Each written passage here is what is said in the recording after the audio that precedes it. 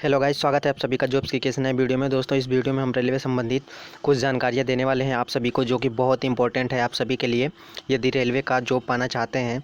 और ये जानकारियां आपके पास नहीं है तो प्लीज़ इसकी जानकारी ले दीजिएगा, ताकि आपको मोटिवेशन भी मिल सके, बाकी आप सभी सुविधाओं को देख भी सकें कि इसमें क्या क्या सुविधाएँ मिलती हैं, कितनी छुट्टियाँ मिलती हैं, कब मिलती हैं, कितनी सैलरी मिलती है, कब मिलती है, कब सैलरी बढ़ती है, किस तरह से सैलरी बढ़ती है, इस पर हम डिटेल जानकारी देंगे। बाकी अन्य सुविधाएँ भी मिलेंगी, जैसे कि आपको इसमें आपका हॉस्पिटल की सुविधा है, आपके रूम की सुविधाएं, ये सारे डिटेल्स इसमें हैं। तो सब कुछ डिटेल में इसमें बताया जाएगा, तो वीडियो के लास्ट तक बने रहिएगा, जिससे आपको पूर्ण जानकारी मिल सकेगी इससे संबंधित। तो चलिए दोस्तों, हम शुरू करते हैं और एक एक पॉइंट को हम बताते हुए चलेंगे आपको, और वीडियो के लास्ट में हम सैलरी से संबंधित पूरी जानकारी देंगे, एक एक करके एक एक पॉइंट इसमें दिया गया है। तो वीडियो को थोड़ा सा भी स्किप मत कीजिएगा, जिससे कि आपको कोई जानकारी में दिक्कत हो। तो आपको पूरी जानकारी लेनी है, एक एक पॉइंट को देखना है, ताकि आपका मोटिवेशन बना रहे इस जॉब के लिए। तो चलिए देखते हैं यहाँ पे छुट्टियों से संबंधित जो जानकारी है, टोटली यहाँ पे जानकारी मिलेगी, जिसमें आपकी पहली जानकारी है कि प्रत्येक सप्ताह में एक दिन की छुट्टी मिलती है। तो आपको प्रत्येक सप्ताह एक दिन की छुट्टी मिलेगी, बट ये फिक्स नहीं है कि वो संडे को ही मिलेगी, किसी दिन भी आपकी वो छुट्टी रख दी जा सकती है। आपके ऊपर डिपेंड करेगा आप कब लेना चाहते हैं। तो जिस दिन लेंगे उस दिन एक दिन में आपका फिक्स कर दिया जाएगा। ओके, तो उस हिसाब से आपका छुट्टियां मिलेंगी। बाकी दूसरा है आपका इसमें कि एक वर्ष में 10 कैजुअल लीव मिलता है, जिसका उपयोग नहीं करने पर ये समाप्त हो जाता है। यानी 10 दिन की आपको जो छुट्टी यहाँ पे लीव मिल रहा है, यदि आप इसका यूज़ नहीं करते हैं तो ये समाप्त कर दिया जाएगा, यानी अगले साल नहीं जोड़ा जाएगा इसको। ओके, बाकी आप प्रत्येक वर्ष में अर्जित अवकाश मिलता है, जिसका प्रयोग नहीं करने पर ये जुड़ता रहता है। जैसे कि आपको जो भी इसमें अवकाश मिला है, यदि आप उसका प्रयोग नहीं करते हैं तो अगले साल जोड़ करके उसमें छुट्टियाँ बढ़ा दी जाएंगी। बाकी आपका चौथा है कि वर्ष में 10 दिन का स्पेशल सिक मिलता है, और प्रयोग नहीं करने पर जुड़ता रहता है। तो ये भी आपका जुड़ता रहता है, 10 दिन का जो स्पेशल छुट्टी मिलती है, यदि इसका प्रयोग नहीं करते हैं तो ये भी आपका अगले साल जुड़ जाएगा। ओके, बाकी आप यहाँ अगला देख लीजिए, इससे संबंधित जो है आपका पाँचवा, कि घायल होने पर 3 माह तक आपको ड्यूटी के बिना आपको पैसा मिलता है, और साथ ही आपका इलाज भी होता है। ओके, तो ये सुविधाएं हैं आपकी। और अगला है आपका, इसमें देख लीजिए, छठवां है कि महिला कर्मचारी पहले 2 बच्चों के जन्म पर प्रत्येक बार 180 दिन का मातृत्व अवकाश मिलता है, और फिर पिता है तो उसको 15 दिन का अवकाश मिलता है। तो इसका मतलब यही है कि यदि कोई औरत है और वो ग्रुप डी में आपका, या फिर जो भी कोई कैटेगरी में आपका जॉब कर रही हैं, तो उनको 180 दिन का छुट्टी मिल जाएगी, यदि उनका बच्चा होता है तो। और यदि पिता है और उसका बेबी हुआ है, यानी उसका बच्चा हुआ है, तो उनको 15 दिन का छुट्टी मिल सकता है घर पे आने के लिए या जो भी करने के लिए। ओके, बाकी आप समझ सकते हैं। और अगला है आपका यहाँ पे अन्य सुविधाएं। तो देखिए इसमें अन्य सुविधाएं क्या क्या हैं। तो देखिए इसमें रेलवे वालों के लिए फ्री में इलाज की सुविधा दी जाती है। तो उनको कोई भी यहाँ पे दिक्कतें होती हैं तो वो लोग फ्री में अपना इलाज करवा सकते हैं जा कर के हॉस्पिटल में, क्योंकि रेलवे का हॉस्पिटल खुद का होता है, तो उसमें आप जा कर के करवा सकते हैं।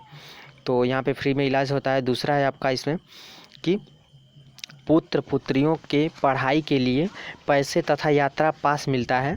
यदि आपका कोई पुत्र है और या फिर पुत्री है तो उनको पास मिलेगा पहले 2 बच्चों के लिए, यानी पहले 2 बच्चे जो हैं, यानी बच्चे हो या बच्चियाँ हो, जो भी हो, उनको यहाँ पे पास मिलेगा। ओके, पढ़ाई के लिए और यहाँ पे यात्रा करने के लिए। अगला है आपका इसमें कि सभी कर्मचारियों को क्वार्टर देता है, या वह इसके जगह पर HRA यानी हाउस रेंट अलाउंस देता है।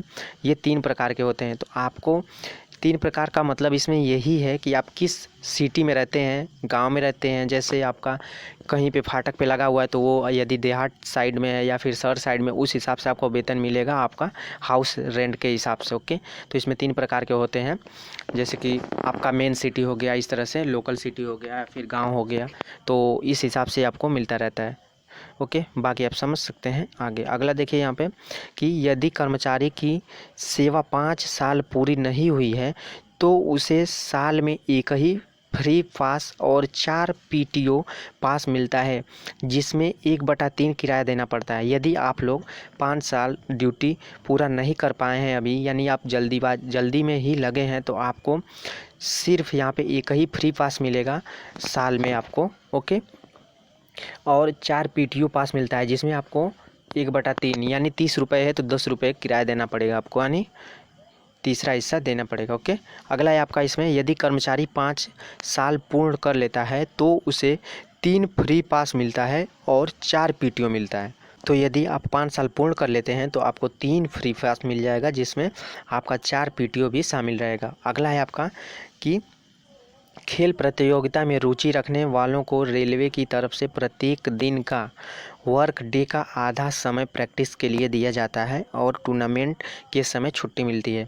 तो देखिए, इसमें यही है कि आप यदि खेल से संबंधित हैं और इसमें रुचि रखते हैं, यदि आप खेल करना चाहते हैं तो आपको जैसे कि 8 घंटे की ड्यूटी है तो 4 घंटे आपको काम कराया जाएगा और 4 घंटे आपको प्रैक्टिस के लिए छोड़ दिया जाएगा, जो भी आपका खेल है उसमें प्रैक्टिस करने के लिए।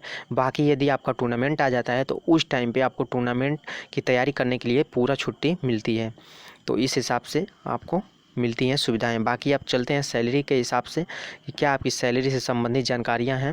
तो यहाँ पे देख सकते हैं आप लोग कि पहला है कि प्रत्येक वर्ष जुलाई में वेतन का 3% वेतन बढ़ाया जाता है।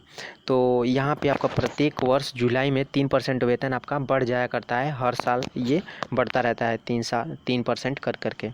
ओके, यहाँ पे देखिए आप दूसरा है कि 1 जनवरी और 1 जुलाई को महंगाई भत्ता मिलता है। तो यहाँ पे 1 जुलाई और 1 जनवरी को यहाँ पे महंगाई भत्ता मिलता है।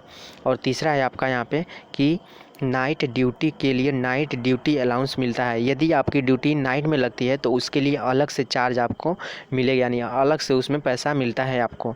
तो यहाँ पे और भी अच्छा है आपके लिए, यदि नाइट ड्यूटी लगती है तो इससे आपका पेमेंट बढ़ जाएगा। यदि अपने हेड क्वार्टर से 8 किलोमीटर दूर कार्य करते हैं तो उसके लिए ट्रैवल अलाउंस मिलता है। आगे देखिए यहाँ पे 5वां है जो कि जोखिम भरा कार्य करने के लिए रिस्क अलाउंस मिलता है। तो यहाँ पे आपको यदि जोखिम भरा कार्य कर रहे हैं, जो जैसे कि खतरा का, जैसे ट्रैकमैन होता है वो खतरा का कार्य होता है, जैसे आप ट्रैक पे काम कर रहे हैं, रेलगाड़ी आती जाती रहती है, तो वहाँ पे भी आपका रिस्क अलाउंस मिलता रहता है, जो कि 2-3 हज़ार के ऊपर होता है, 2-3 हज़ार के आसपास होता है।